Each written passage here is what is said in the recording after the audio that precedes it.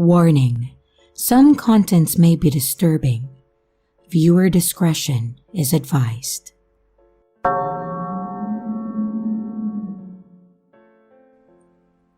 This actually didn't happen to me.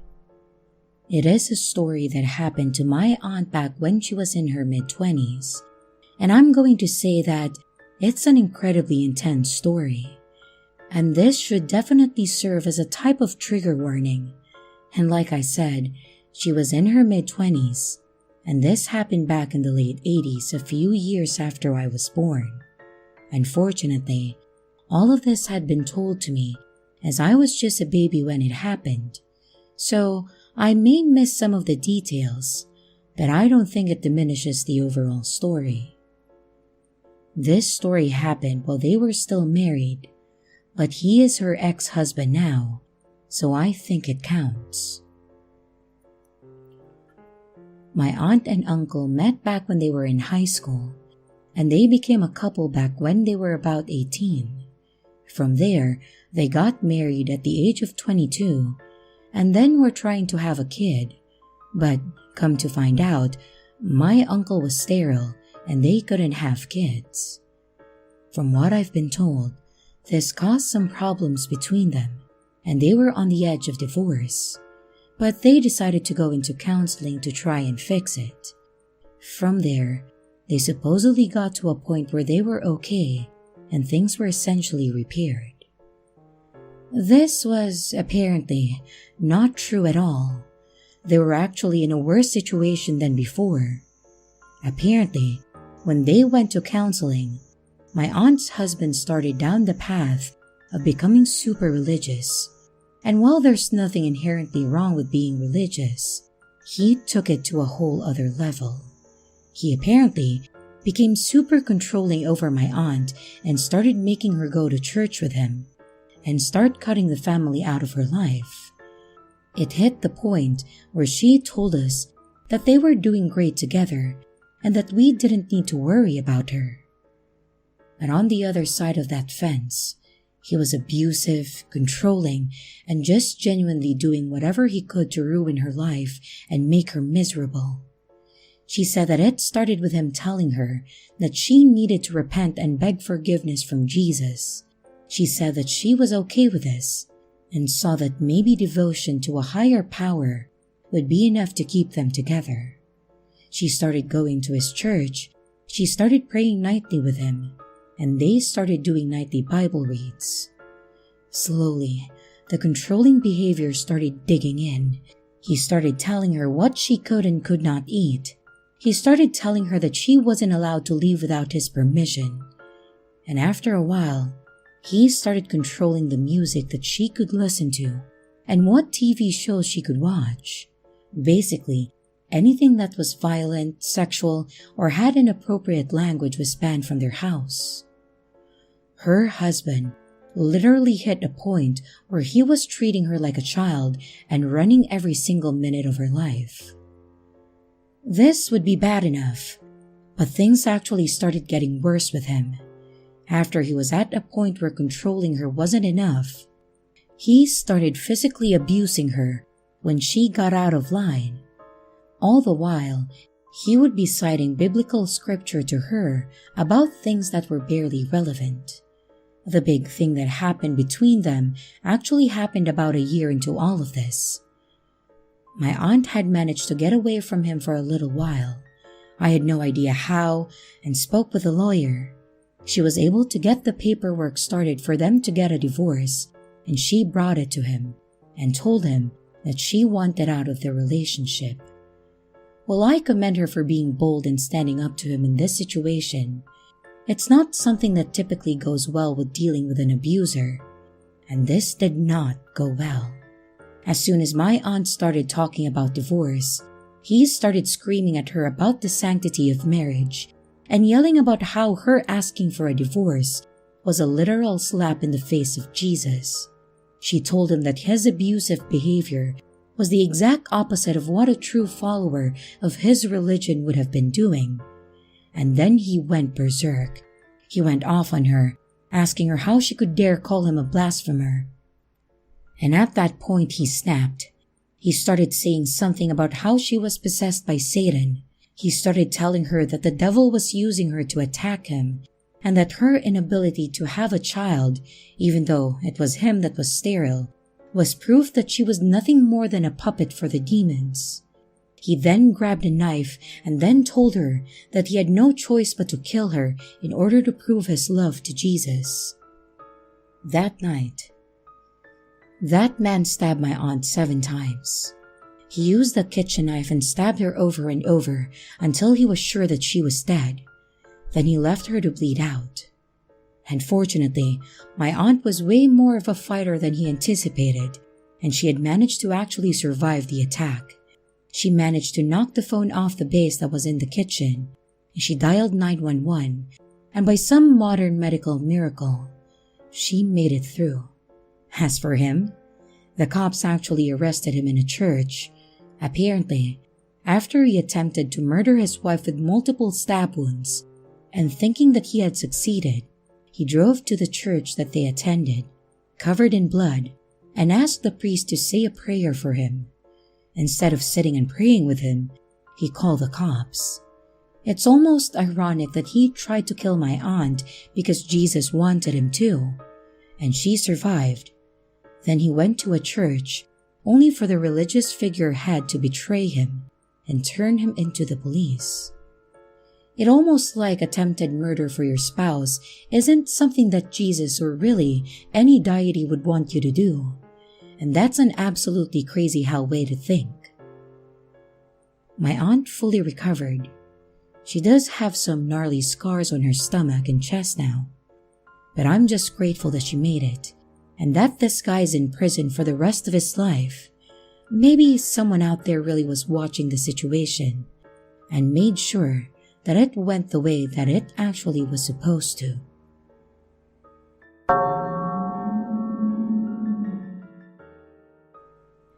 As a child, I was raised in a small tight-knit town. I hated it. Everyone knew you, and there was no such thing as a secret. If you tell one person, you will hear it from someone else in 2 days tops. I had a group of 4 or 5 friends max that I might share things with that I could actually trust. Hell, some things I couldn't even tell my little sister without getting something on her. Otherwise, we just use it as leverage on each other. And that's what makes the situation even crazier to me. Our school classes were pretty normal, in curriculum and in size in my opinion. We had maybe 10 or 15 of us in a classroom. No one outside of our town was interested in going to our school, and as soon as they were given the opportunity, kids in high school that had cars would get to choose to go to school outside of our district to get out of here, or people would move out before then. I was not so lucky. My family was far from wealthy, so we stayed in our town till I was old enough to move out. Anyways, back to the classes. Obviously, being a teenager, relationships are bound to happen. They weren't many to choose from, and some may have even been a year younger or older than you. I dated a few different girls there, but there was one I was with for about 2 years. For privacy reasons, I'll call her Macy. From the outside, Macy was a fun girl to be around. She was tall, about shoulder-length dark hair, and dark brown eyes with freckles. She could talk to anyone. She was definitely outgoing, and I never really saw a mean side to her. I think she would strive to be everyone's friend. She was just part of our group of friends for the longest time.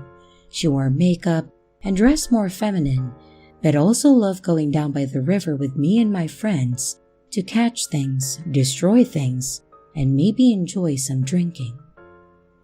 It was over the summer that I really got to know her more. I knew her dad was a drunk and her mom worked a lot, so she didn't see them much. She came over to our house a lot for dinner and sometimes even slept in our living room.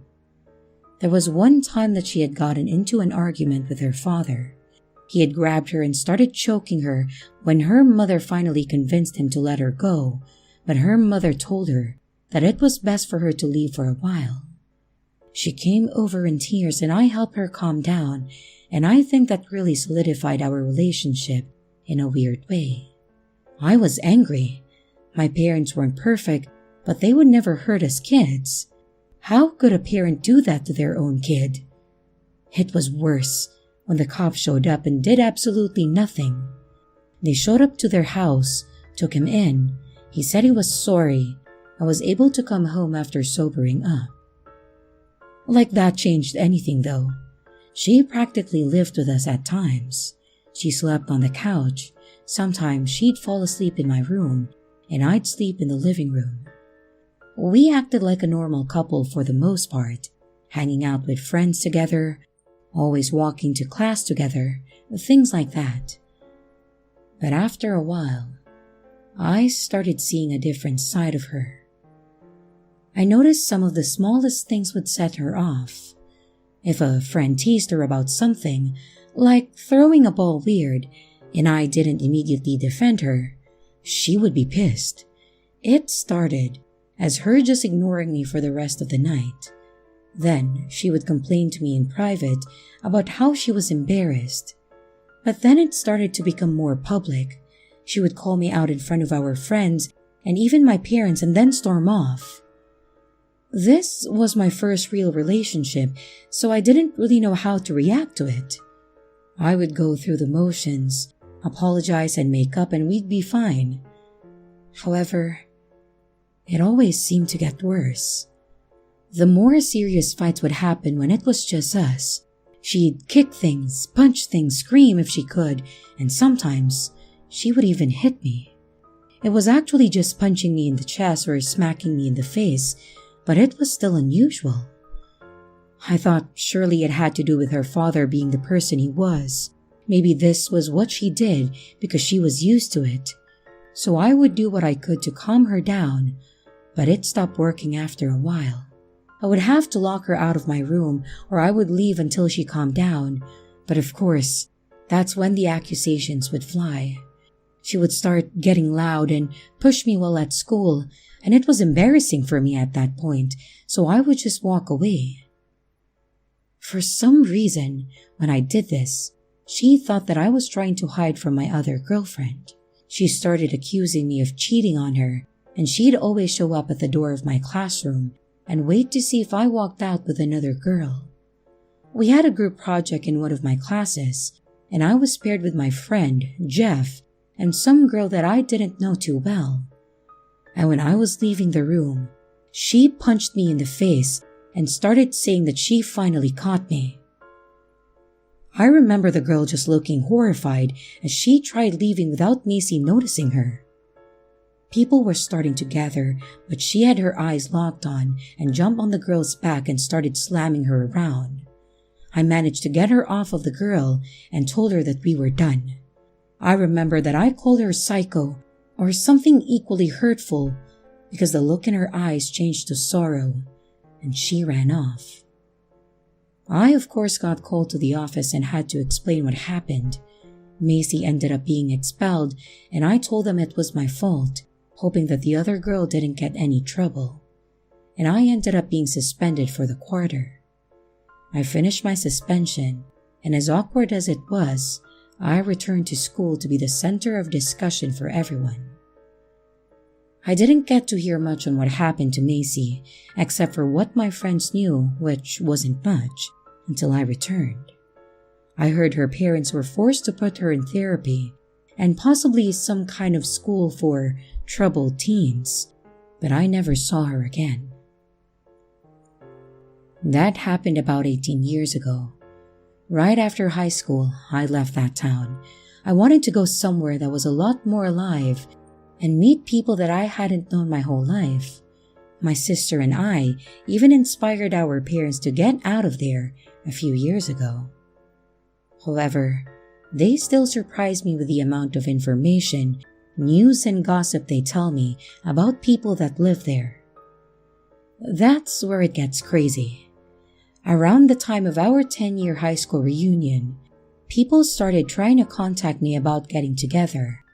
I thought, why the hell not? And I decided to start making plans to visit. However, a few weeks after that, I got a frantic call from my mother late at night telling me that there had been a fire in our old town. She told me it was Macy's house, and the terrifying part, her parents died in the fire. My father was good friends with one of the cops there, and he had told them that Macy was still living there on and off, but she was working the night it happened, and they had to go pick her up. After the investigation, they had determined that her dad had passed out with a cigarette. He was blitzed, of course, and her mom had actually taken sleeping pills. It was just a bad situation, and I felt sorry for her. I almost wanted to reach out to her, maybe to at least give my condolences, but something told me not to. My mother went to the services, and she said Macy was just a shell.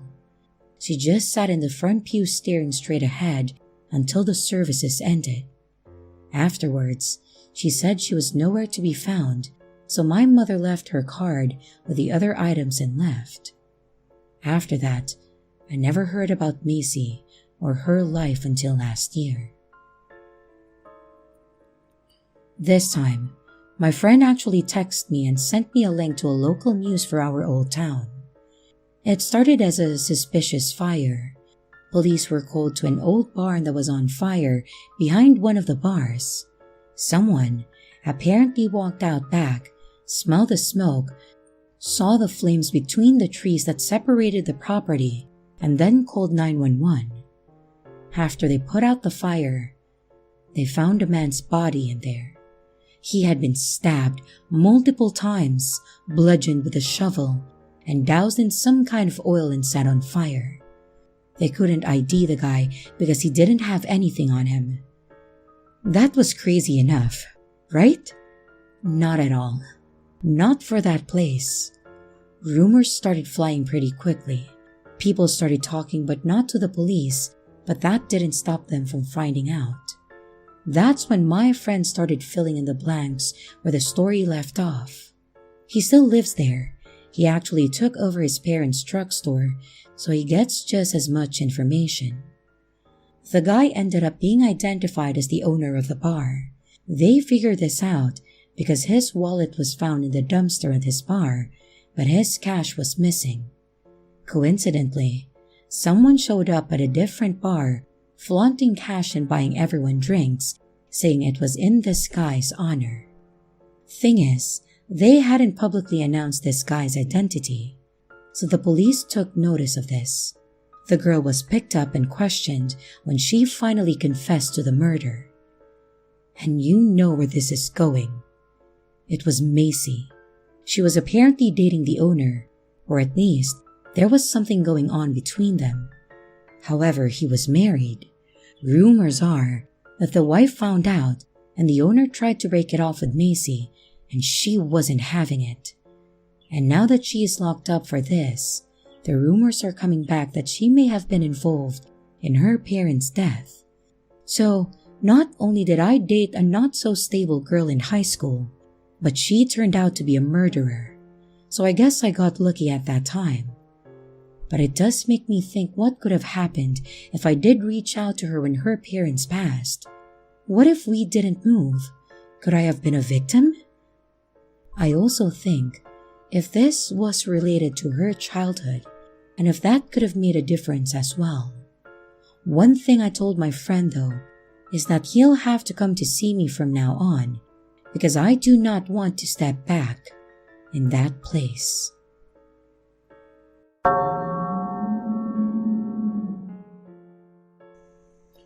This story happened to me back when I was in college.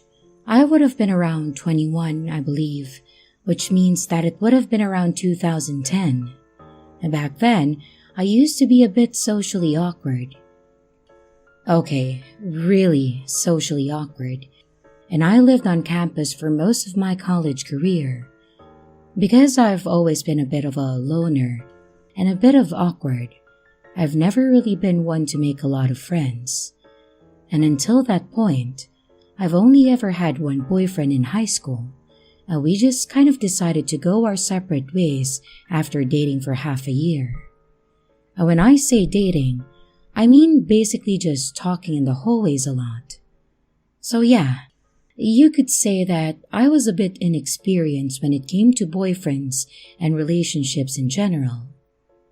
Well, due to this lack of experience, I was a bit desperate, and the minute that a guy showed any interest in me, I kind of fell into it. In late 2009, around the end of August, when the fall semester started, I met a guy named Jack. And no, before anyone thinks it is, it's not his real name. Anyways, Jack was a bit of a quiet guy and seems like he didn't have many people that he would call friends. Basically, the exact kind of person that I was. Because of this, and because of a lab that we had to do with a partner, I ended up sitting by and subsequently getting to know Jack. I think the instructor saw that we were both loners and wanted to try and play matchmaker, which I really wish she hadn't. Jack and I became pretty good friends over the couple months that we worked together in that class, and there was some obvious chemistry between us. Then, on my birthday in January, he took me out to dinner and told me that he really had a crush on me and that he was wanting to ask me out. Long story short, we started dating.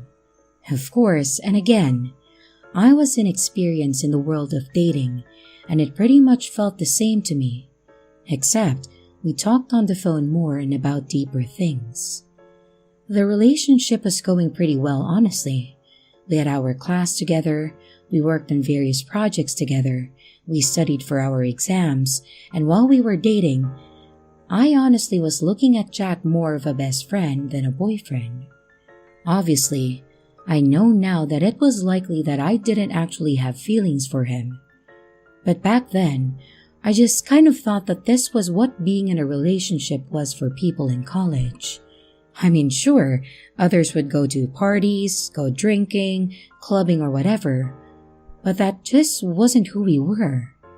We were the loner nerds, and I think I really just enjoyed having a fellow loner to talk to and spend time with. He treated me fine for the most part, and we rarely got into arguments, and I was happy. Obviously, this wouldn't be a story about a crazy ex if things didn't start to go sour, and they did start to go sour. We got together in January of 2010, and I think this all started around Valentine's Day. In fact, it was Valentine's Day that started to set this whole thing into motion. Something to note about me, I am a bit of a prude. I do not like my body, and I didn't like my body then, and I've just never really been into things that people think are sexy. This seemed like it wasn't that big of a deal to Jack, and we had never really even discussed sex in any way. Then, come Valentine's Day, I remember that he and I went out on a date, and it ended with us sitting in his car in the dorm parking lot. We were talking about how much we enjoyed dinner, how classes were going, and I think I was telling him about issues that my parents were having back home. And he handed me a box. My initial thought was chocolates, the stereotypical Valentine's gift. However, no, this was not chocolate. I opened it, and inside the box was a gently folded up nightgown that was mostly see-through. It was very clearly intended to be worn during, intimate moments. I recall that my face became beet red. I didn't expect this, and I didn't want it, and I really wasn't interested in what was being implied by him giving it to me. What's worse, despite my embarrassment and my clear look of mental anguish, Jack followed up with, "I have a bit of extra cash this month. How about you and I go to a hotel room tonight and see if you can try that on?" I think I honestly started to cry. Like, not tears of joy or sadness, just literal eyes watering from some strong level of embarrassment and disdain. I folded it back and placed it back in the box, then handed it to him.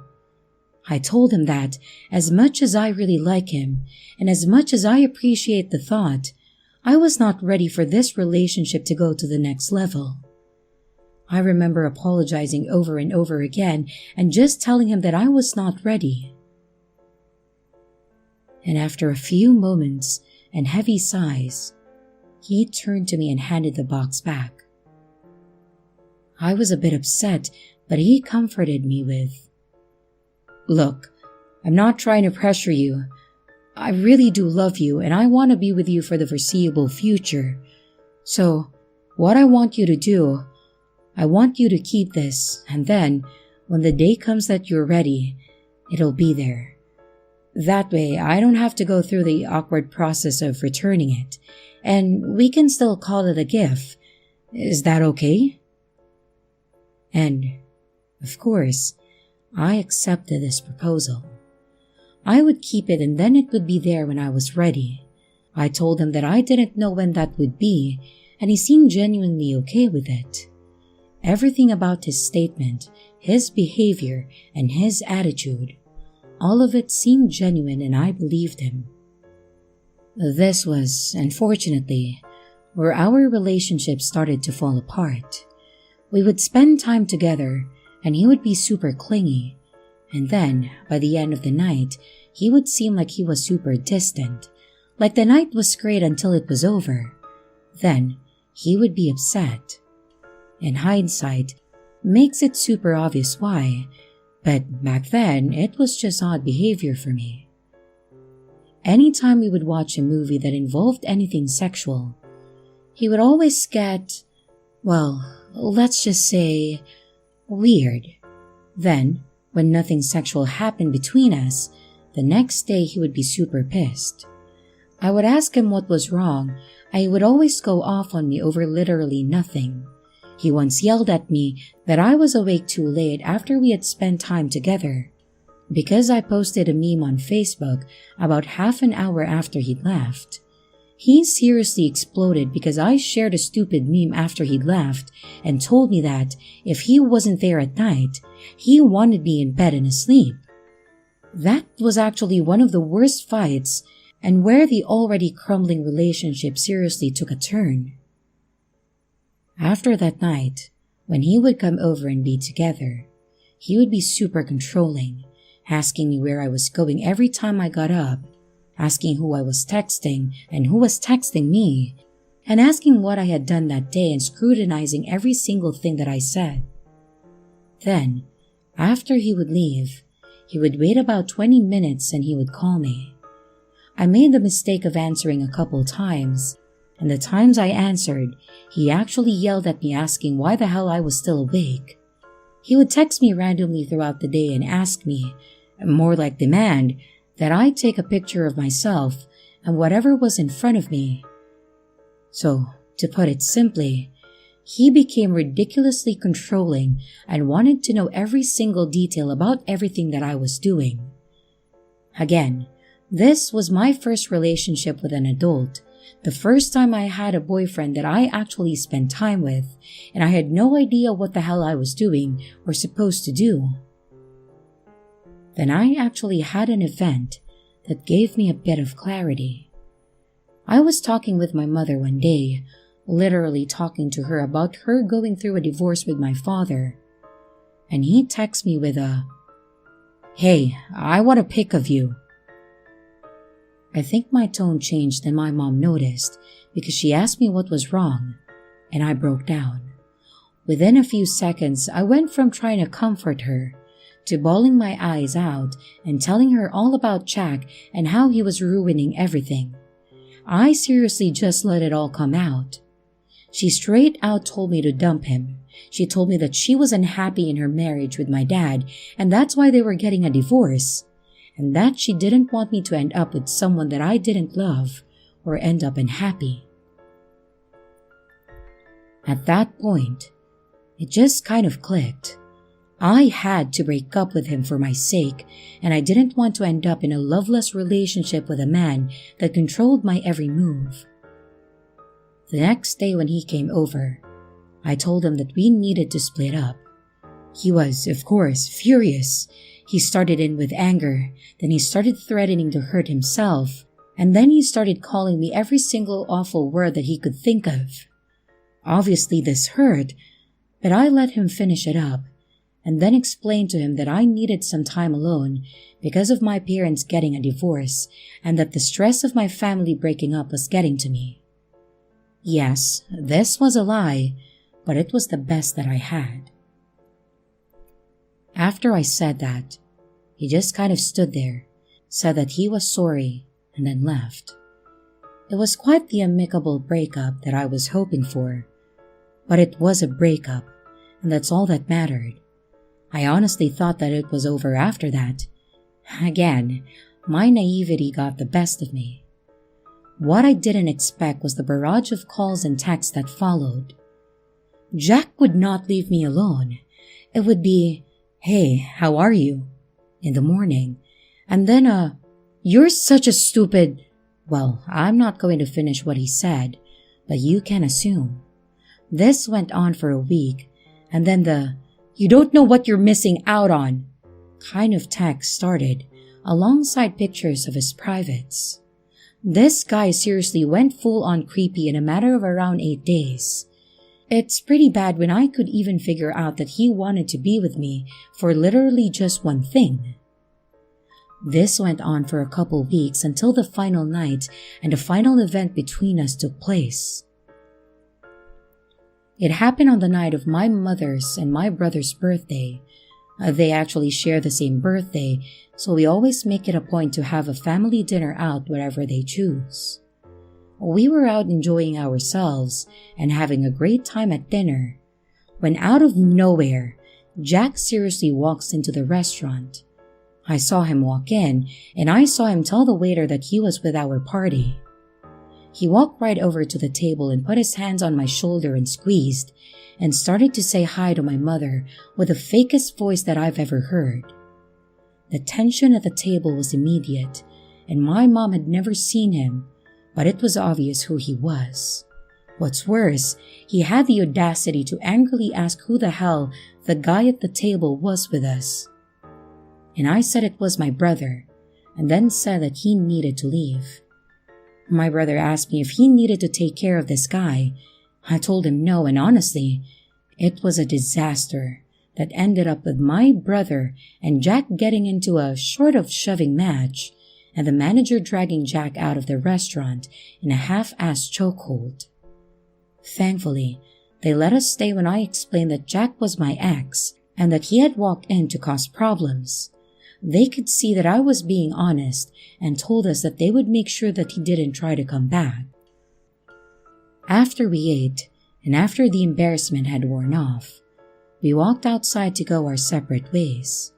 We were standing by my mother's car and talking, and almost out of nowhere, a crappy black Corolla guns it through the lot straight at us. My brother noticed it and was able to yell, and we all got out of the way. Well, my mom's car wasn't so lucky, and as you can probably assume, this Corolla belonged to Jack, and he had just committed attempted murder with his vehicle. He then backed up and tried to go as hard as he could in the direction that I ran, smacking into another car. Then he pulled away and took off. If I may say, this all sucked. My mom's car was seriously damaged, another random person's car was hit, and the back end smashed in. And all of this was because of this jackass that I decided to date for a few months. We called the cops, we talked to the management so we could find the person that owned the car that got hit. This whole thing was a disaster. I explained to the police everything that I had gone through with this guy and told them all the things that he'd sent me, and they said that they would be on a lookout for him, but at this point had to consider this as a hit and run. That night, my brother and I actually stayed at my mom's place. I was not going back somewhere where he would have access to me. and about an hour or two after we had gotten back to my mom's place, Jack actually called me. I was enraged, so I answered. I asked him what the hell was wrong with him, and probably had a few other choice words. This sick piece of shit seriously responded with, "I just want you to know that I have never been as aroused as I was when I tried to kill you." Seeing the terrified look on your face turned me on more than anything, and I can't wait to see that look on your face in class tomorrow. Then he hung up. Needless to say, I immediately called the police and informed them of what he had said. They updated the information and considered his "in class tomorrow" comment as a clear and present threat of danger, which apparently accusing someone of attempted vehicular homicide isn't. This story pretty much ends here, with Jack being arrested, expelled, and charged with several different things and thrown in prison for a few years. This was about 11 years ago. I know for a fact that he's out now, but thankfully he hasn't reached out to me or attempted to contact me in any way. I'm not going to lie, he is the one person that seriously scares the hell out of me. Mostly because he went from nice guy to attempted murderer within a couple of weeks because I wouldn't sleep with him. So Jack, the worst boyfriend that I have ever had, and the man I wish I would have never met in college, let's never meet again. And also, screw you for wrecking my mom's car like that. She seriously loved her Yaris and hasn't found one in that color blue since.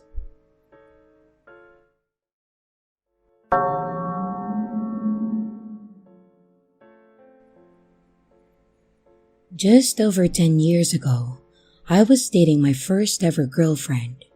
We had just gone public and came out to our parents officially. At that time, I was 15 and female, and she was 16 and female if memory serves. Both of us lived in accepting households and went to an accepting school. However, for whatever reason we went public, she went fully off the deep end for her final year together. I will quickly mention that she was really abusive throughout our entire relationship. I had just gotten out of an extremely abusive household, so I had a hard time recognizing the danger that I was in. It somewhat felt normal, but it got particularly bad this one night when she snapped, I guess. I'm hesitant to attribute her behavior solely to a psychotic breakdown. I think she was an evil person genuinely. To summarize the lead up to this quickly, she had recently, within about 5 months leading up to this, told me that she had 7 souls living within her, all of which hated me. They were all men from the Victorian era, more or less. She lost herself to these men as each one emerged, so she would abuse me in a unique way. I'm going to give them aliases, even though they're not really real.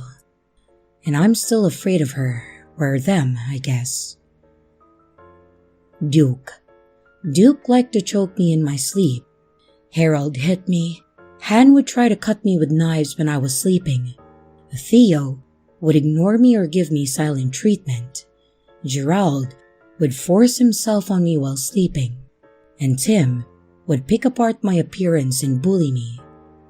But Alex was the worst, and the entity that I had to deal with the most towards the end. Alex was the present one this evening. He'd play paranormal activity and torment me with the creepiest shit you've ever seen. He would sing in the corner of the room in the dark. He would mutter to himself constantly. He would smile at me while saying things like, "You'll die soon," or "You don't have to fear me when I'm unarmed." He was into knives and sharp things. He never self-harmed, but would try to harm me regularly. He also convinced me that if I ever left him, he would kill me. I was 15, so I believed it. You may be wondering at this point where our parents were in all of this. My parents had just freshly divorced and custody was being settled, so I stayed at my partner's place on the weekends and during some weekdays due to it being safer. Things were so messed up in my own household that it genuinely seemed safer at that time. This is also where my hesitancy comes in with the legitimacy of their psychosis. Whenever their parents were around, they would snap out of it, like literally a light switch. They could turn the crazy off and on like it was nothing, which made me think that they did this with the intention of harming me, not as a cry for help. Fast forward to the afternoon it happened, my final straw. We were downstairs, Alex/my girlfriend and myself were watching TV. Their parents were going to be out for the whole day, and upstairs was their older sibling, who was a complete hermit. They kept to their room with soundproof headphones on. Well, Alex also hated this person for no real reason. I was sitting at the downstairs kitchen table, working on some homework, when I hear Alex start humming in the corner. I turn around and ask if they're okay. They do the creepy smile and nod thing. I went into freeze mode, and then I just went back to my homework while keeping a close but discreet eye on them. It always got bad for me when I reacted, but I had a feeling that they were about to have a violent outburst. They started walking over to the kitchen still humming, but there was a shake in their voice that I hadn't heard before. I looked up slowly and saw that they were taking a large paring knife out of the knife block, and I remember my adrenaline started to kick in, and I looked around for ways to defend myself. To my surprise, they started walking away from me, not towards me. I watched them walk down the hallway and towards the stairs before they exclaimed, "I'm going to freaking kill you," I presumed to their sibling. Something came over me, and before I knew it, I was booking up the stairs trying to stop them as they started running, knife in hand, up the stairs. I grabbed their pant leg and pulled them down a few steps. We both collapsed as their sibling opened their bedroom door and asked what was going on. Alex at this point turned around and struck me with a knife, leaving a gash on my arm and shoulder, and I retreated back downstairs as they calmly called out to their sibling, "Nothing. I just tripped. I'm okay. Thanks." I ran to the kitchen downstairs, texted my parent to come and get me, and started cleaning and bandaging my arm. Alex returned at this point, and as soon as we made eye contact, they dropped the knife. They walked into the kitchen and sat on the floor and started singing to themselves while rocking back and forth. I was stunned, literally going into shock, and I stared at them, bloody tissues in hand, and informed them that I was done with this bullshit and I was going to wait outside for my parent. They began crying through the song they were singing and still smiling like a maniac. I never went back after that. I broke up with them over the phone about a week later. They sobbed and told me that they'd get rid of their souls and that she still loved me. I didn't listen. I just hung up and that was that. She even dropped out of school, and I literally never saw her again after that. Years later, I found out that she started dating this friend of hers that I was also familiar with as a teenager. Then found out that she was cheating on me with them for the entire time that her and I dated. I tried to feel bad for her for years, but honestly, I'm still healing from the several attempts at my life. It's hard to feel bad for an abuser, let alone an attacker. So, thank you for letting me get this out of my chest. I've been in therapy for this recently, and I wanted to share it to kind of reflect on it also. If you have any questions or need clarification, let me know. I left a lot of information out just to keep this short.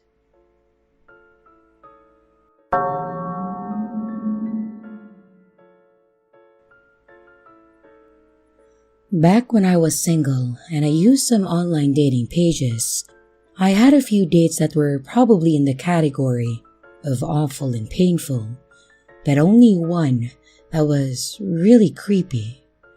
There was one time that I had matched with a girl named Cindy, and we talked for a bit, hit it off, the basic start to a good thing when it comes to dating. And after chatting it up, we decided that we would want to meet for dinner the next night. We meet up, and she's exactly as she was in the pictures, and she was incredibly friendly. We had a quick conversation outside the restaurant, and then we went in to get our food. The dinner started out as perfect as it could have, and about 20 minutes in, after we had gotten our drinks and put in our food order, I noticed that there was a woman sitting at a table a few spots down that was glaring at me. At first, I thought she was staring at something behind me, but I was at the wall and there was nothing to stare. I mentioned it to Cindy and I said, "Hey, there's a woman that is sitting behind you. She's staring daggers at me right now." She put her hands over her face and said, "Oh God, blonde, long hair, glasses?" While this was a vague description, it was exact. This woman was blonde, had long hair, and thick glasses on her face. I told her that she was right and asked if she knew her. Come to find out, this woman that was murdering me with her eyes was Cindy's ex-girlfriend. I had no problem that Cindy was for both teams. What I had a problem with was the fact that I thought that this woman was going to legit murder me at a moment's notice. I asked if I should be concerned, and she said probably not, which was not at all convincing. And after a few moments, our waiter brings over our food. We thank him and then he walks away. No more than 45 seconds later, Cindy's ex stands up and walks over to our table. "Hey, Cindy." Leave me alone, please." At this point, I could tell that Cindy and this woman did not break up on good terms. Cindy's face was visibly red, and I could tell that she was having a bit of a panic attack. "Please, just go away." "I don't like this one," the other woman said before she grabbed my drink off of the table and practically heaved it at me. She then said, "See you around," to Cindy, then looked over at me and told me to watch my back and then walked away. Like that wasn't the most terrifying thing she could have said to me. So there I was, soda covering my food, my shirt and my pants, and the look on my face was probably one of complete and total shock. Thankfully, the waiter had actually seen what happened, so he rushed over and told me that he would get the manager and he would get the food taken care of. I wasn't really concerned about the burger. I was more so worried about Cindy and maybe a little bit for myself. By this point, Cindy was actually in tears. I asked her what was up with that woman and if she was actually in any danger. Honestly, I was just trying to gauge the situation and figure out if I needed to call the cops. She then proceeds to tell me that Amanda, the ex, was pretty much a stalker at this point. She had followed Cindy around on each date she had, ruined her relationships, and had even literally stabbed her last boyfriend. She said that it was only in his hand, that he was completely alive and fine, but that he had broken up with her after this. She said that every time she thought Amanda was going to be gone for good, she would appear the minute that Cindy tried to move on. The worst part, this has been going on for 2 full years at this point.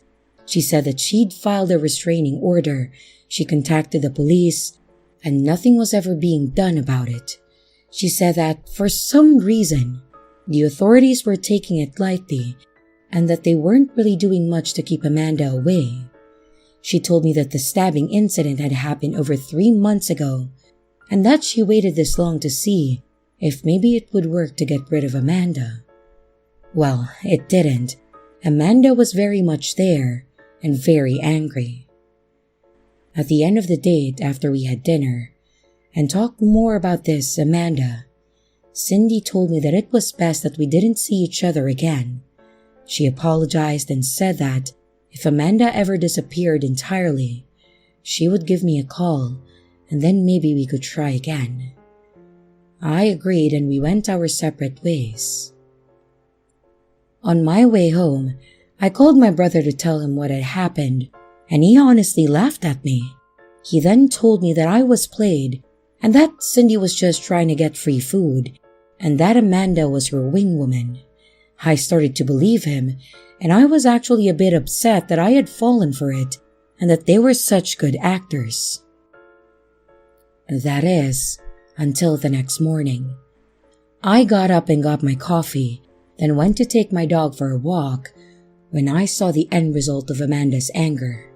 My windshield was smashed and all 4 of my tires had been slashed.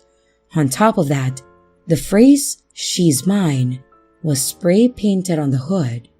Obviously, I called the police, got the report and made the insurance claim. Thankfully, I had good coverage. I also sent pictures to my brother and asked if he still thought that I was being played. In the end, I never spoke to Cindy again, and I didn't message her to tell her about the damage to my car. I told the police about the night before, but they didn't really seem interested. Every now and then, I start to think about Cindy and I wonder if she's out there, if she's doing okay. I really do worry that Amanda may lose her mind and attack her one day.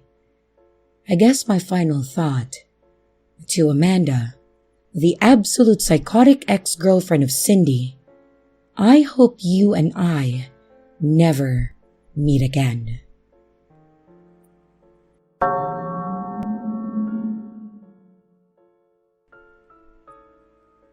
I met Trent when I was 30 years old. We met in a relatively old-fashioned way, mainly because I've always shunned online dating and I prefer meeting people face to face. I've always trusted my gut instincts when I met people, and we met at a town dance. I come from one of those country towns where everyone knows each other and there is a strong sense of community out here. While people are suspicious of strangers, they tend to turn a blind eye to bad behavior from people inside the community. It is one of the most frustrating parts of living in a community like this. And despite this, I love my hometown. Trent, it's a nickname by the way, was the cousin to one of the more well-established families in the town. If you're not from these small towns, it can be hard to understand, but essentially, many of their family have important businesses and own a considerable amount of property. Trent wasn't raised in the town and was raised in one of the big cities. Trent was charming, sweet, and caring. Everyone told me how lucky I was to be with him, and if we got married, I would be set up for life. We dated for nearly 2 years before we moved in together. 6 months later, we were engaged, and he told me how he wanted to look after me. I've been raised by a long line of independent women who want to make sure that they make their own money. And over time, I was worn down by the promises and the hope of an easy life. I let him take care of the finances. We lived a good life, regularly going on expensive trips and restaurants, new clothes, and a lot of items that I didn't really need. I was living the good life. My friends frequently told me how jealous they were that I found someone like this, and I thought that I was blessed too. But whenever I tried to conserve our power usage, Trent would reassure me not to worry and that it was covered. I didn't like this. It was wasteful. Trent and I talked about having children together someday, what we would name the kids, how we would raise them, and what we wanted for our family. Trent wanted a massive family with around 7 children. I'm not young by any means, and didn't really think that I could have that many. I told him this, and he was okay with it. I had 3 kids with him who are my world, and I love each of them. And over time, my focus changed from us having a lifestyle around going out and socializing to raising our children. I don't think he liked this as much and went out of his way to spoil our kids, buying them whatever they wanted whenever they wanted it. I told him that it was bad to spoil the kids, and so in the children's eyes, I was the big and mean mummy. He told me one day that he wanted to leave the quiet country town that we had called home, a place that I lived all my life. We talked about it and looked for places that we could go. He seemed really panicked for some reason, but wouldn't tell me what was wrong. I kept asking him if I could help, and he got really snappy at me one day and even punched the wall when he got so worked up. This wasn't the same man that I married. I woke up one day and all of his things were gone. He took a bag, left an apology note, and I called everyone, his family, his friends, the police, and there were no signs of this coming. Our children were so scared for their father and missed him terribly. It was when I found out the stash of bills and credit cards that had been taken out using my name. I stared in shock at them. He hadn't been paying the bills, and there were final notices approaching. I had my first panic attack and woke up on the floor. I thought it was a nightmare, but it was reality. I called up the bank and utilities company and anyone who would listen to me. I called my mom and my friends. I was terrified about what would happen. I was scared that I would lose my house, and I called my husband's number, begging him to come home and to sort all of this out. It turns out that Trent had been in debt and had done this sort of thing before. There is a police investigation, and I couldn't believe how stupid I was. It was taking years to properly clear my name and my credit. Financially, he destroyed me, and I wish I kept working to keep up my skills in the job market. Luckily for me, a family friend heard of my situation and gave me a job, advice, and also a place to stay while things were being sorted. It was hard on the kids. They were used to getting whatever they wanted, and then they had to make do with whatever they had. They asked where their daddy was all this time, and I'd lie to them telling them that he loves them and he would come home someday. I try to look for him on social media when I have spare time.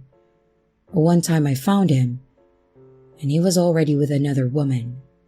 As the investigation went on, I discovered that I wasn't the only woman that he conned, and if he isn't stopped, I won't be the last. Ever since, I have been trying to repair my life. I'm trying to get a divorce, and at first, his family tried to brush it off or blame me for whatever happened. I'm not going to be silenced over this. Some of the friends I had when I was living the high life disappeared when I needed them. Here is the advice that I have for any young woman or young man or whatever out there. Don't blindly trust someone to manage your finances.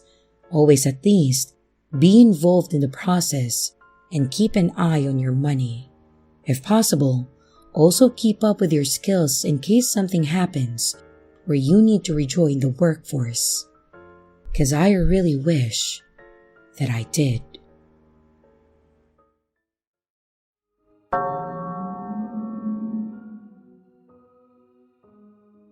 This recently came up again within a group of friends, so I decided that I would share it with more people. About 4 years ago, I started dating a girl that I met online named Kendra. We matched, she messaged me first, and we actually hit it off pretty quickly. We started officially dating after the 3rd date, and everything seemed fine. She was pretty fun to be around, even if we were just chilling at home. She was very open about herself and her past, which was nice that she was open, but it also made me let my guard down at first. I kind of felt bad for her. She explained how she didn't have a good childhood as her mother was very abusive to her, and she didn't know her father, so she moved in with her boyfriend at that time when she was 16. She then explained how she got pregnant and her boyfriend didn't want the kid and suffocated their baby at like 2 months old. She seemed pretty happy, but obviously she had some issues, but definitely nothing that I thought was a deal breaker or anything. But then as the months went on, her stories became wilder and wilder. The stories she would tell me were so bizarre that they became hard to believe, especially when they were brought up in situations that would benefit her. Like, if I was planning on going somewhere with friends or family, she would make me feel about her childhood trauma and says that she doesn't want to be left alone. When I did suggest that she come along with me to take my dog to the park or something, she would decline, saying that she couldn't walk or stand long due to her condition. She claimed that she had some kind of infection in her leg that permanently damaged the muscle or bone, so she couldn't walk long distances. Yet, she's dragged me to her friends' parties where she stood and danced for hours. She also claimed that she had to dye her hair black. She was a natural blonde, but she had to dye her hair because the light color absorbed too much sunlight and it was giving her a brain tumor. She said this was directly from her doctor, that she could have surgery and have her head shaved, or she could just keep dyeing her hair. Look, I don't know why I stayed with her at that point, but I guess I just thought that maybe she still had things to work out from her childhood and that I could help her move on. I had no reason not to believe her about her family or her baby, so I guess I tried to just move past it. However, it did start to take its toll on me as she started having an excuse for literally everything. It was pretty obvious. When it was something that she wasn't interested in or wanted to do, she had an excuse. And when I would tell her that I was still going without her, something would happen to try and stop me. For example, every Wednesday, me and a few of my friends would gather for game night. We were all off on Thursday, so it was easier than on the weekends, and I never missed. I invited her to go, but she didn't want to. I told her then that I would call her when I left. She would call me halfway through, complaining that she wasn't feeling well and wanted me to pick something up for her, or that she needed me to take her to the ER because she had an accident like cutting her finger or something. Even when I was with her and friends, if I got into a conversation or we started having fun, she would be very dramatic and grab her leg or stomach or something, anything. And of course, everyone would turn and ask her if she was okay, so now the attention is on her. Illnesses were a common tactic with her. I started to learn pretty quickly who she really was. The whole time I was with her, she didn't even have a job. She pretty quickly started to leech onto me and my wallet, but I just ignored it, believing that I was in love. And when she didn't get her way, she threw a fit, and we would make up in the form of me buying her something. I really started to put things together and grew more suspicious when she invited me to go with her and her sister to lunch and shopping. She thought of me as her bank account. Along with telling me that she was abused, she also claimed to be an only child. When I mentioned this to her, she became angry and wouldn't give me a straight answer other than I was obviously remembering wrong. I know for a fact that she told me she was an only child because she used the sob story many times that she had no one because it was just her and her abusive mom. So, being curious, I went with her to meet this mystery sister. And to my surprise, they looked very much alike. I have siblings too, and I know we all look similar, but they look like they could be twins. And that's because they were. The only real difference was her sister had a darker blonde hair color and a mole above her eyebrow. Listening to them talk about things made me feel like a lot of things Kendra had told me was a lie. There were things her sister would even bring up, and she would get upset and say that she didn't want to talk about it. I caught both of them looking over at me at times. So after that day, I went home with a lot of questions and really debated on how to bring them up. It turns out I wouldn't have to do much, as the next day, her sister sent me a message request on Facebook. She was kind, and it started as a nice to meet you kind of thing. But then after a few hours, she said she had some questions for me. She asked me if Kendra had mentioned their childhood to me, and I said yes.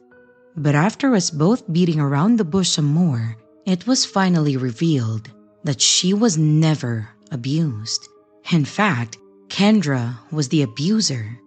They were actually twins and they had a younger sister. Kendra would constantly attack both of them, and as a teenager, she even hit her mom. Hell, her parents were married and her dad was even still alive. She was never kicked out, but rather went to a juvenile detention due to threatening her little sister with a knife, and she never had a kid. Her sister apologized as she knew that she was a habitual liar and wanted to know what all I knew or was told. I thanked her for being honest, and I took the rest of the day to really think about what to do. I finally got up the courage and I told her that we needed to talk, and I asked her if I could come over. I figured that it would be easier to leave her place than kicking her out of mine. So I went over and I told her that I wanted to talk to her about some things that she has told me, and I confronted her about her lies. I told her that her sister told me everything and I wanted to give her one last chance.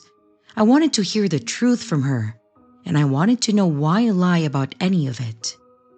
But instead of coming clean, she just doubled down on the lies and tried saying that she was her half-sister and she was just trying to take me from her. Her sister even told me that she would probably try that too. I told her that I had enough and that we were done. If she couldn't be honest with me, it wasn't going to work out. I guess one thing that I didn't really take into consideration though was when her sister mentioned that Kendra was the abuser. So when I turned around to grab my jacket and leave, she started screaming and then ran towards me. She was jumping on my back. We went back and forth like this, of me struggling to get her off because she had her legs wrapped around me and had a tight grip on my hair with one hand while punching me in the head and shoulders with the other. I finally managed to throw myself backwards onto her kitchen floor where she let go. But before I could get to my feet, I was hit in the head and I was knocked out cold. The next thing I remember, there were cops and EMTs standing over me in her house, asking me a bunch of questions. And once they checked me out to make sure that I was okay to stand, I was placed in cuffs and put in the back of a squad car. After being taken back to the station, I was finally questioned and given the opportunity to explain my side of things. I told them why I was there, how I knew Kendra, what led to me being on the kitchen floor, but I didn't know how I got there. They asked me if I had physically harmed her at all, and I explained other than pretty much dropping her on the floor as well as myself, I hadn't touched her. And after a few hours, they finally let me go, but not before telling me how they got involved. Apparently, she hit me in the head with a meat tenderizer. So they told me that I should still go to the hospital to check if I had a concussion afterwards. Then, they were called by a neighbor as she was running up and down the street outside, screaming for help. She told them that I had barged into her place in a fit of rage after she broke up with me, and then I attacked her. They checked us both out and took pictures. And since I had multiple marks on my back, my head, my shoulders, and my face, and she had not a single scratch or bruise, they believed me. They suggested that I stay away from her though, and I promised them just that. I just went home and I talked to a few friends about what happened, and I even messaged her sister to let her know what she did. Kendra tried calling me a few times, but nope, all to voicemail for her. She stopped trying pretty quickly, thank God, and I just moved on, living to tell my crazy ex tale.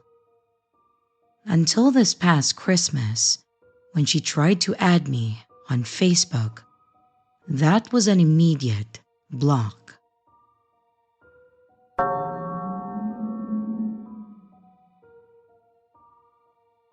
My story starts back when I was 19 years old.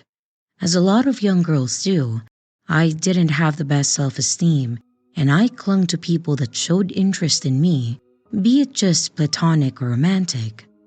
This is when I met a man named Rich. He was about 12 years my senior, and at that time, I just saw him as a good friend. I was working at a local thrift store, and he came in there a few times, and in fact, I think I caused him to frequent there more often. He was always kind to me and seemed to actually care. He would ask how work was going and how my week had been. I was wanting to go to college, but I wasn't quite sure what I wanted to major in yet. When the store was slow, he even talked to me about what I was interested in and tried to help me find my way. I had never experienced this kind of attention, so I guess I was falling for it.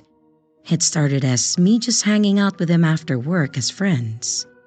He had taken me out for dinner many times, and I even went to his house, as I was still living at my home. My parents had even met him, and why they never questioned their 19-year-old daughter hanging out with a 31-year-old was beyond me. But then, things turned romantic between us. I truly felt that I had found my prince and that we would have this happily ever after life. At the age of 20, less than a year after we met, I became pregnant. He even assured me that he would always be there to take care of the both of us. He welcomed me to move in with him officially, and even convinced me to quit my job, promising that we would financially be fine, and that way I could focus on being the best mom that I could to our child. Everything was going as he promised too.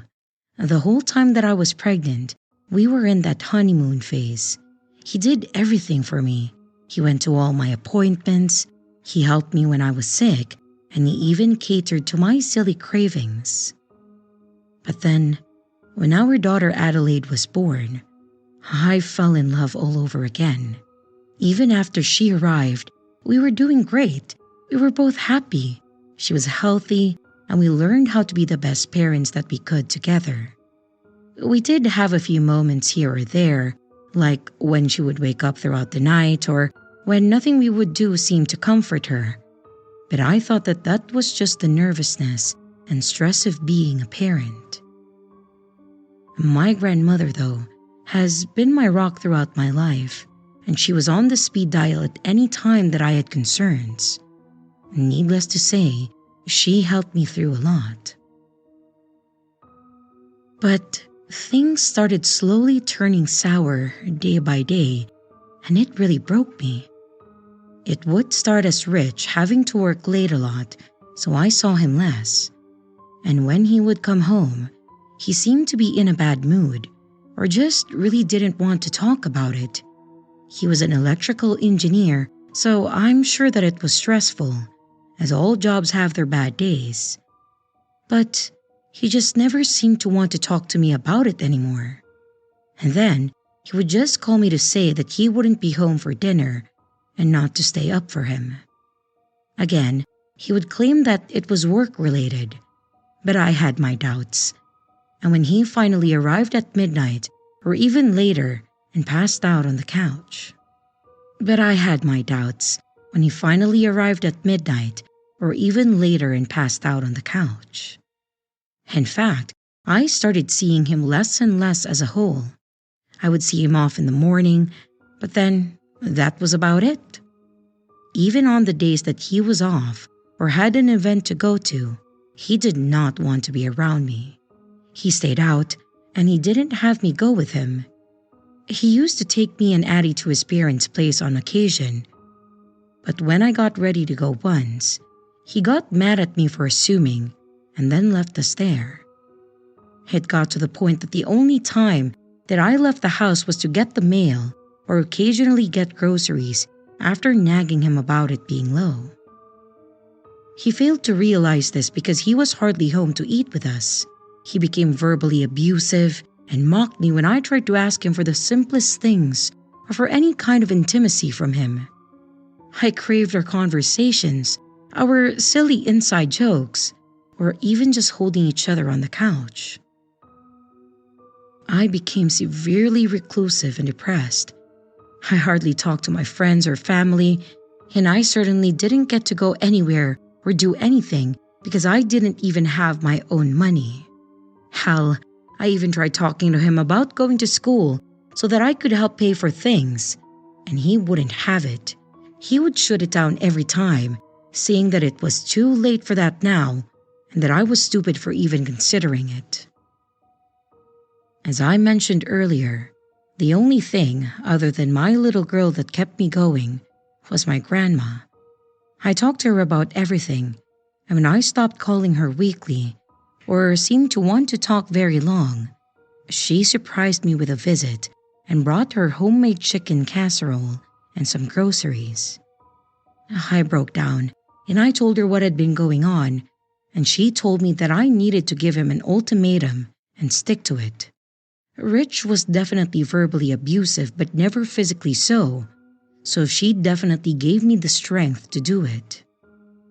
To wrap up the sob story, I guess, the ultimatum kind of did not go in my favor, or at least not how I would have wanted. He kicked me out.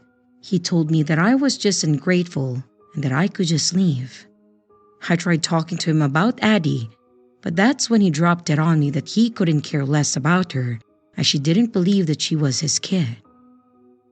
He was my first serious relationship, and I was a virgin when I met him. Well, heartbroken me, I packed up the few things that I had that were important to me, and all of Addie's things, and then I moved in with my grandparents until I got back on my feet. Fast forward about 4 years, and I am still with my grandparents, but we are all happy. My grandfather had an accident, so I decided to stay to help my grandma take care of him. They loved spending time with Addie and watching her while I was in school. Yes, I finally started school and I was working part-time and I loved it. I was happy with my life, even as a single parent. Addie even started going to pre-K, and I would pick her up before I went to class in the evenings.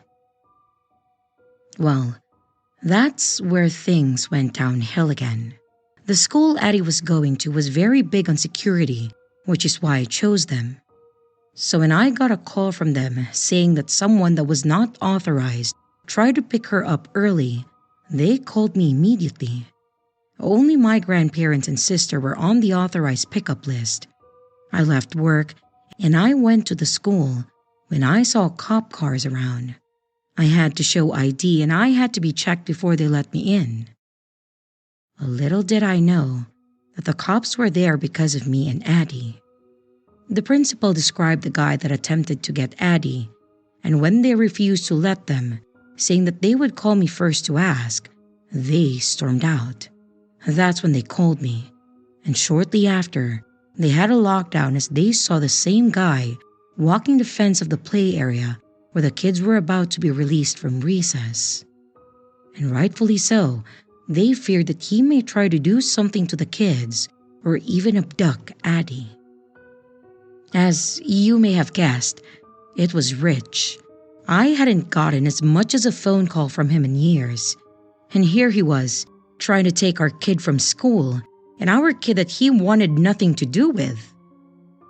They had me identify him later that day as they caught him hanging around the school and had him in custody. After a lot of back and forth with him and the cops, it came down to him wanting a relationship with his daughter. Now, nearly 5 years later, he cares? I hated it. I felt like this was him trying to control me again, but once again, my grandma talked me through it and said to keep an open mind. There didn't need to be anything between us other than being parents to the same child, but if he's changed, maybe he can actually be a good father. So after a lot of lawyer talk, we worked out a supervised visitation. If I wasn't present, my sister and her husband were there. If he would try to take her from school, I didn't trust that he wouldn't try to take her if they were alone. And as expected, he used this time to try to get back with me. When that didn't work, he would become angry and then end the visitation. When my sister and brother-in-law went, he brought another girl with him and was too busy with her to pay attention to Addie. It was just an attempt to make me jealous, I guess. And one of the last times that I saw him, it was just me again, and when I finally put my foot down telling him that I was here for Addie and not him, and that I didn't want a relationship with him. He went in to kiss me, and when I pulled away, he slapped me, saying that it would be the biggest mistake that I've ever made and how I wasn't thinking about our daughter. I grabbed Addie, who had been playing alone at the park, and we left. I was ready to get a stern talking to for ending his visitation early, but I never got a call. This was obviously his main motive, as once again, I never heard from him. He stopped showing up to visitations, he wouldn't answer my calls, and even his lawyer gave me the whole "don't call me, I'll call you" line, and that was it. It's been 3 years since then, and I know it probably sounds bad and selfish, but I hope that I never hear from him again. Addie deserves to have a father in her life that cares for her, and not just as a way to get to me. And until then, my grandfather has filled that role really well, and I can't thank them enough. I just have that fear in the back of my mind that he's going to show up one day and attempt to take her again. I hope she's never in a position to allow that to happen.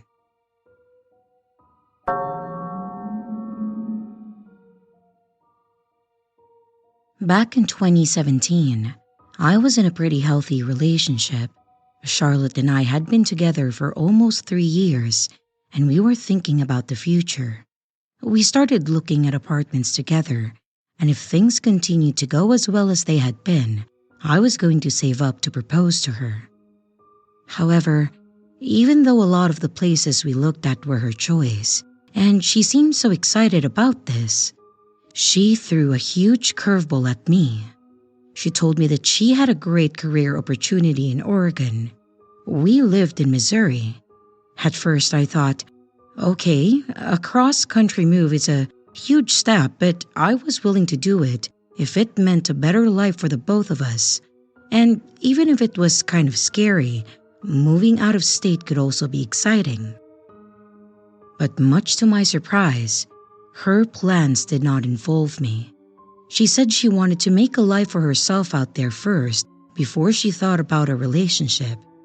And before I could even recommend it, she shot down the long-distance thing, saying that she couldn't guarantee that she wouldn't cheat. It really hurt, but at least she was honest. I didn't know how to feel though. I understand wanting to do what's best for your own good, but why even consider apartment searching? Why lead me on to believe that we had a future together? Overall, I was definitely upset and heartbroken, but I moved on, wishing her the best. But I wasn't the only one caught off guard by this. Even some of her family found it odd. I was actually pretty good friends with her younger brother, as that's how I met her, and he was telling me how their parents were shocked that she just left everything behind. They were worried that maybe something sinister was going on and forcing her to leave out of fear or something. But she assured everyone that that was not the case, and even showed us pictures of her new place and shared some links to the place that she was going to be working for. It was an illustration company. Well, knowing that she was at least okay, we tried talking to her here and there, but I think overall, it just made me feel worse, so we agreed that it was best to cut ties. Now, it's been several years since this event happened. I've entirely moved on and I'm happy. I decided to make some changes in my life too, and I got a new job.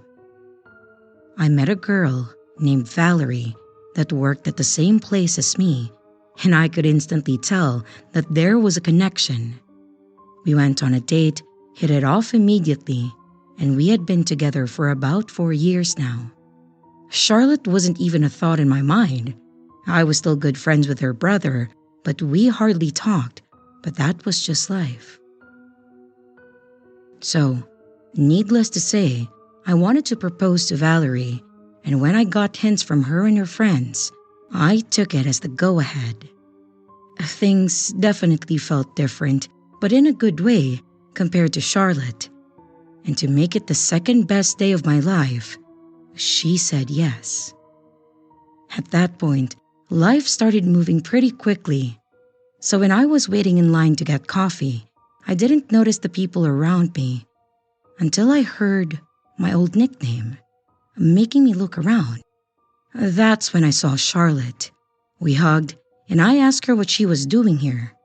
She explained that she was thinking about moving back, but was just visiting for a week.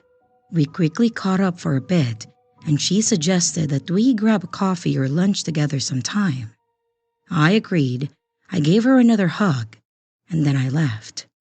I even went home and I told Val that I had run into her.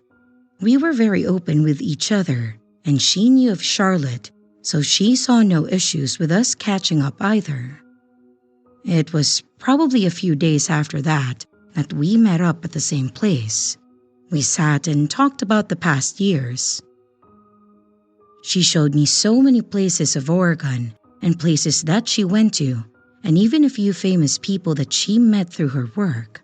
So I asked her, since things were going so well, why she would want to move back there. Her answer was vague, but she said something about being able to work on her own time, and she wanted to be closer to her family. Then she turned the conversation on me, and I told her that I was engaged. She looked surprised, but also said that she was happy for me. As we continued to talk, I noticed her becoming more and more hands-on. She would touch my shoulder, going down my arm. She would grab my hands or even rub my leg with her foot. It was a weird feeling, to say the least. It reminded me of who she was when we were together. I mean, I didn't feel anything as I was in love with Val, but the thought was in the back of my head. Was she trying to do something? Was this her flirting? I tried not to think about it, and we parted after a few hours. When I saw Valerie that evening, I told her what happened, and she really found it odd, and even thought maybe there was a hint of jealousy from Charlotte. Maybe, but otherwise, she wasn't worried about it.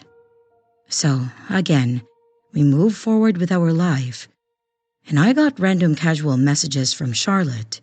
My phone number never changed after all. However, we started having strange events occur, and honestly, never really connected them at that time. Val ended up moving to another location under the same business that we worked for, so we were no longer riding together. However, I had to take her to work one day because she went to leave one morning, and her tire was flat. But it wasn't like it just lost air or like there was a nail. I didn't even have to look for the cause. Towards the back side of the tire, there was a pretty big puncture in it. It wasn't a clear cut like a knife, but it wasn't mangled like the tire just exploded. Not to mention, there was no additional damage to the car either. We were just confused, but I just took her to work and I told her that I would take care of it. Val had a pretty new car. I went with her to test it out, and it was only a few years old at that time. But she ended up having a pretty scary issue with it. We kissed each other goodbye one morning and left for the day. When we got to work, we usually texted each other one more time saying, "Have a good day," with me usually being the first one as my drive was shorter by about 15 minutes. When I didn't get a text back, I thought that it was odd, but I just assumed that she forgot or someone stopped her on her way in, both of which have happened before. So after I got in and to my desk, I was prepared to text her when she called me hysterical. When I finally got her to calm down, she explained what happened. She said that she noticed her car hesitated a little when she shifted from reverse to drive, but ignored it as it soon went away. She thought maybe she just imagined it, but made a mental note to tell me about it when she got to work. However, she wouldn't make it to work because as she rolled up to a red light, her brakes kicked back and did nothing else. She went right through that intersection at about 30 miles per hour, instantly T-boning a van. Her airbag deployed, and she was obviously shaken up. She told me the police were already there and the tow trucks were on their way, so I left immediately to be with her. The sight was pretty terrifying, and I felt so bad that she had to be in that situation, and alone to boot. The van had a woman and her toddler in it, but both were in their seatbelts and the kid in their car seat, so they were okay as well, just a little bit shaken up. After the scene was cleaned up, we went home and she walked me through the situation again. It definitely sounded like something happened to the brakes. So after they towed the car back, I had someone come take a look at it to see if they could diagnose the issue. They were certainly able to, and they told us that the brake line had been cut, and it was obviously done by someone that wasn't trying to replace a line or done by accident. He said you could see where they tried to cut it in multiple spots until they finally got through. We were terrified and confused. Who would try to do this? Valerie was such a kind person, and it's not like she had any enemies that came to mind, so I didn't know how to handle this. But then, she asked me if I thought Charlotte would do something like that. I also didn't see Charlotte as the type to do that, and while we talked, it was still a very casual conversation. She wouldn't have known where we lived, and while I was questioning this, she brought something to my attention that she hadn't really told me about. She had gotten a few calls at work, like they were transferred to her office line specifically looking for her. But when she would answer, they would just hang up. She thought that it was weird. Sure, but nothing scary or worth mentioning. Then a few days prior to the accident, she got another call, and this time, the person talked and said something with a slight giggle like, "Nice car you got," and then hung up. I was horrified. I didn't want to think about Charlotte possibly doing this or even entertain the idea. But then I remembered the way she acted when we met up. I couldn't rule it out, so I called her while Valerie was in the room so she could hear her voice. I played it off like I thought she called me and I was returning the call, so it didn't last long. But I could tell by the look on Valerie's face that it was the same voice. I was furious. Why would she try to do this? She was the one that left me behind, and now, almost a decade later, She wants to ruin my life? As mad as I was, I started coming up with a plan. I bought a camera and I had it set up to face our driveway. Then, I texted Charlotte asking to go get coffee again. When she showed up, I was not friendly at all like I was the first time. I asked her point blank if she was following or stalking my fiancé. She looked at me like I was crazy and denied it. But then when I mentioned her stupid phone calls, she had this stupid grin on her face and actually said that she was just trying to have a little fun. But, she was pretty easy to track down, she said. She admitted to the calls, but would never fess up about the car. But after I chewed her out some, she started to show her true colors. She said that I was the one in the wrong. I was supposed to wait for her to come back and have a relationship with her again and her only. That was never the case. She broke up with me and she ended it because she obviously had plans to hook up with other people. Why did I have to wait around for her? I was supposed to be all alone those years? Hell no. I told her that she was crazy and she needed to leave us alone because we were happy and I would never, ever be with her again or want to talk to her again. And I left that place feeling much better already. I knew we wouldn't really be able to take legal action though unless we had proof. And that was why the camera came in. I had a feeling that she would try something again, and I was right. It was 3 or 4 days later when we checked the camera, as we do every time before we leave, and we were also sharing a car at the same time. There she was, clear as day, walking around and inspecting my car.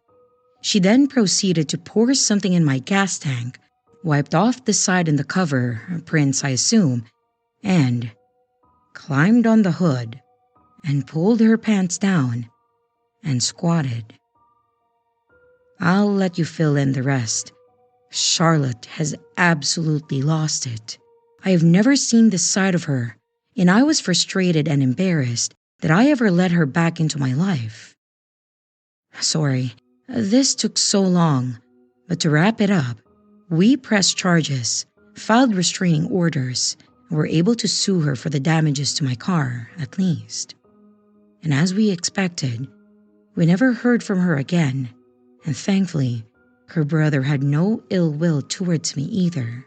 He said that she complained to him about me being engaged, and he basically told her to get over it, like I did, because I had to move on. I think exes are better left at that too. No friends, no contact, just old memories. Good or bad, I suppose.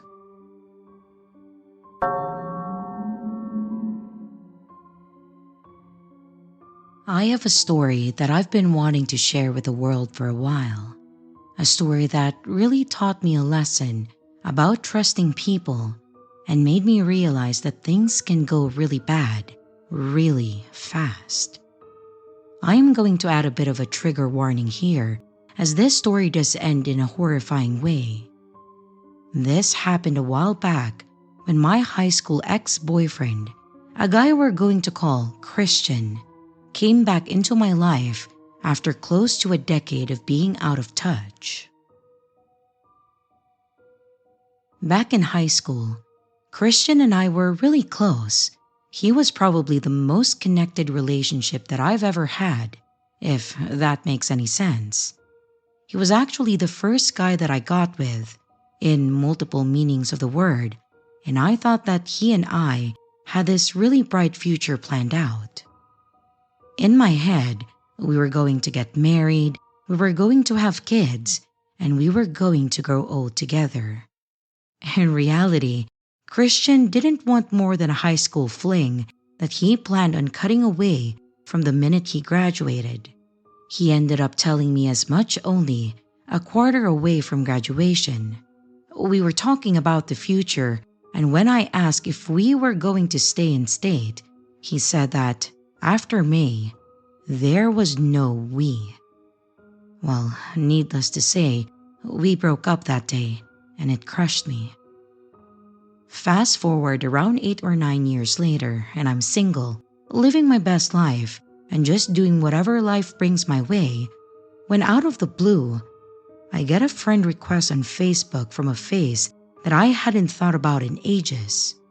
Christian. Being the nostalgic idiot that I am, I immediately went to accept it. But I hesitated when I thought about how our relationship ended. I sat on it for a couple hours, but eventually decided that we were both young, we both made mistakes, and it wasn't anything more than a friend request on Facebook. If he had grown up enough to seek me out and reconnect, then I could grow up enough to accept it. But what I didn't expect was that clicking that button was going to be the opening of my own personal Pandora's box. At first, everything was chill. We messaged back and forth, and it seemed like he really had his life together. After high school, he went out of state for college, and he had actually gotten married and had a son. I congratulated him for all that, saying that it was great to hear that he was doing well.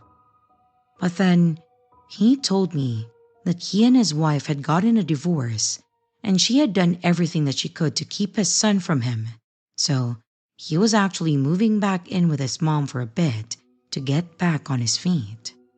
I apologized, and I told him that this was awful, and after a bit of talking more, he told me that he was actually in town, and we agreed to meet up for lunch the next day to just catch up. Now, nowhere in this conversation and nowhere in my mind was there any intentions of making this anything beyond just being friends. I didn't want anything beyond that.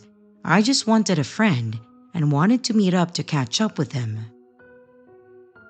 When we met at the restaurant, I went in for a friendly hug, and when he hugged me, his hand wandered way too far down my back. I immediately pushed away and looked at him like, "Bro, what the hell?" He quickly apologized and said that he just got absorbed in the moment and didn't mean anything by it. I told him that this was his one warning and that if he tried anything else, this meeting was over, which I think caught him off guard. I think he expected me to be a bit more submissive, mostly because when I was young, I was way more willing to go along with things. But in the years since then, I've become a lot more self-sufficient and mentally sound, and I'm not the kind of person to take crap. I told him as much, and he nodded, saying all right, and continuing to apologize. The rest of the lunch went pretty normal. Nothing else happened, and I figured he knew his place. Of course, that was the wrong thing to believe. About 2 days later, I got a message from Christian on Facebook that said, "Thinking of you," with a picture of something that I genuinely did not expect nor want to see. The situation was very disappointing for multiple reasons, and I had told him that that was the end of it. I replied saying, "I told you that if you did anything like this again, that would be the end of it." He immediately said, "Oh my God, I'm sorry. That was for someone else, I swear." I messaged back saying that it was nice to see that he was doing well, but that this was the end of our conversations, and then I immediately blocked him. I'm not stupid. I knew what he was doing, and I wasn't going to be a rebound fling. Plus, he's not exactly the kind of person that I'm into anymore. After that, the situation with Christian went off the rails, and did so pretty quickly. One night, about 2 weeks later, I was out with some friends at a local bar, just trying to have a good time. And lo and behold, Christian showed up. He walked in and came straight over to us, acting like he was my best friend. The entire feel of the night changed immediately. My 3 friends all glanced at me like, "Who is this guy?" And Christian stood over me and smiled like everything was fine. I hit my limit the second that he put his hands on my shoulders and said, "How are you doing, babe?" I shoved my seat backwards to make sure that it made contact with him. I stood up, turned around, and told him that I wasn't his babe and that he needed to leave me alone. He laughed and asked why I was being like this, and I went off on him. I told him that I had given him a chance to be my friend and nothing more, and he decided that he wanted to be a creep instead. I told him again to shove off and get the hell back out of my life. After a few minutes, he backed off and looked like he was about to cry and then just walked away. I kind of assumed that was going to be the end of it, that he would understand that I wanted nothing to do with him. Either that or the next encounter was going to end violently. And fortunately for me, it was more likely to be the latter. After Christian left, the whole night was ruined and we all decided to head home. I had driven my friend Michelle out that night. She had planned on drinking a bit more and I don't really drink, so I was her driver. When we left, she asked me who Christian was and I explained everything to her. And she told me that he sounded like a creep and then asked me if I wanted her to come over to my place and stay just in case. At first, I didn't think it was necessary, but after a bit of contemplation, I told her that it sounded like a good idea and that I would really appreciate it. I'm going to add a bit of a brief pause right there for the sake of anyone reading or listening to this. The next part of the story is the part that deserves the content warning. When we got to my apartment, and I unlocked and opened the door, and both myself and Michelle were surprised to see Christian sitting on my couch. Now, I know that a lot of these stories end with the ex standing there with a knife and attacking the person, but that's not actually how my story ended. Christian was sitting on my couch. He did have a knife, but he wasn't going to attack anyone. He had pretty clearly ended his own life right there. I was shocked, horrified, and I felt like I was going to throw up. Right there on my couch was my high school ex, a guy that I had just reconnected with and had to push back out of my life because he was being a creep, and he'd ended his own life in my apartment. I cannot overstate how traumatizing this was for me at that moment and every day since then. Obviously, we called the police, and when they and the medic showed up, they confirmed that he was beyond saving. I couldn't stay there after that. They had to treat it basically as a crime scene with what had happened, and I didn't want to stay there anyways. This was enough to get me out of my lease, thankfully, and I ended up moving in with Michelle in her apartment. I got rid of pretty much all my furniture as I couldn't bring myself to look at it and think about Christian. I've had nightmares about him since, about that whole moment opening my door, and to say that this whole thing has haunted me is an understatement. I'm not looking for pity, and I feel terrible for the fact that Christian felt that ending his own life was the best course of action. I'm just not really sure what else to say about all of it. Through all of this, coming to terms with the situation and moving my few things out, I did end up finding a note from Christian in my bedroom. He had placed it in the drawer of my nightstand. It was a simple note that just said, "Every mistake in my life has led me to this moment, and all I can say is that I'm sorry."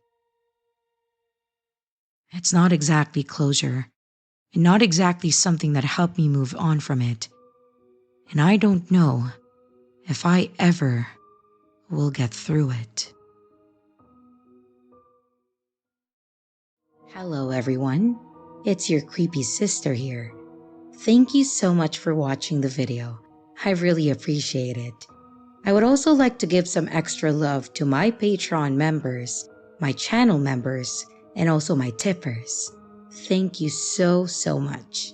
If you would like to extend a little bit more support for the channel, don't forget to leave a like and a comment down below. If you would like to become a Patreon member, a channel member, a tipper, or even to buy merch, check out the links in the description below. Again, thank you. And I hope you stay scared because your fear feeds me.